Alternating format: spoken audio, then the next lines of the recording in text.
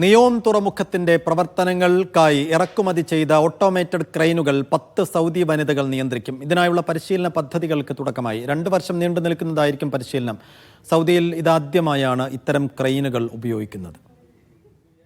NEOM തുറമുഖ പ്രവർത്തനങ്ങൾക്കായാണ് automated ക്രെയിനുകൾ ഇറക്കുമതി ചെയ്തത്. ഇത്തരം ക്രെയിനുകൾ എത്തുന്നത് സൗദിയിൽ ഇതാദ്യമായാണ്. ക്രെയിനിന്റെ പ്രവർത്തനങ്ങൾ നിയന്ത്രിക്കുക വനിതകളായിരിക്കും.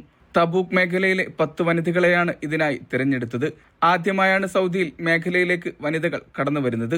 നിലവിൽ ഇതിനായുള്ള പരിശീലന പദ്ധതികൾ ആരംഭിച്ചിരിക്കുകയാണ്. 2 വർഷം നീണ്ടു നിൽക്കുന്നതായിരിക്കും പരിശീലനം. സാങ്കേതിക വിദ്യാഭ്യാസം, പ്രായോഗിക പരിശീലനം, കരിയർ ഗൈഡൻസ് എന്നിവയായിരിക്കും പരിശീലന പദ്ധതിയിൽ ഉൾപ്പെടുക.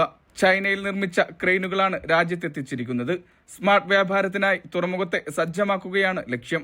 പുതിയ സൗകര്യം സംവിധാനിക്കുന്നതിലൂടെ വലിയ വ്യാപാര കപ്പലുകൾക്കും നിയോം തുറമുഖത്തടുക്കാം. കൺട്രോൾ റൂമിലിരുന്ന് നിയന്ത്രിക്കും വിധമായിരിക്കും ക്രെയിനിന്റെ പ്രവർത്തനം.